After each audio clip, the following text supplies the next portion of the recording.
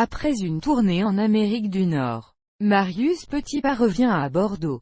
Puis il travaille à Madrid de 1844 à 1846. Engagé l'année suivante comme premier danseur au Ballet Impérial, il y devient maître de ballet en titre en 1869. Travaillant au théâtre du Ballet Impérial, théâtre Bolchoï-Kameni de Saint-Pétersbourg, théâtre Mariinsky, théâtre de l'Ermitage, etc., jusqu'à sa retraite en 1904. Il enseigne également à l'école de danse, qu'il dirige de 1855 à 1887. Bon danseur, il est cependant meilleur chorégraphe et signe une soixantaine de ballets, dont plusieurs font date dans l'histoire de la danse, à côté de nombreuses reprises d'œuvres du répertoire.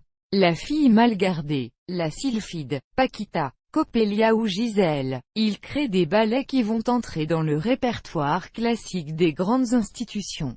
La Belle au bois dormant, 1890. Casse-noisette, 1892, ou Le lac des cygnes, 1895, avec Tchaïkovski. Le Corsaire, 1858, et Faust, 1867, avec Césarée Puni, et surtout Don Quichotte, 1869, et La Bayadère, 1877, avec Léon Minkus, développant l'art de l'intrigue romantique. Il conçoit des ballets en 3 ou 4 actes, qui occupent une soirée entière et ne sont plus seulement des divertissements entre 2 pièces de théâtre. Il alterne la pantomime et le grand ballet autour d'une distribution nombreuse, où le corps de ballet et les figurants mettent en valeur des solistes brillants. Il fixe le déroulement des pas de deux, adages, variations masculines et féminines, coda, et, s'il porte davantage d'attention à la prima ballerina,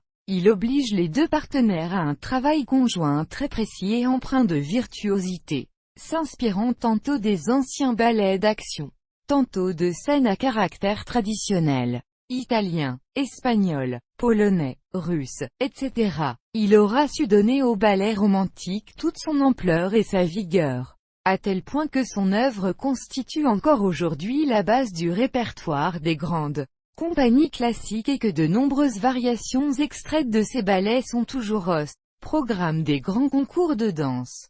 On doit à Rudolf Nureyev, lors de son passage à l'Ouest, de faire découvrir au public occidental ces grands ballets jusqu'alors dansés en Russie.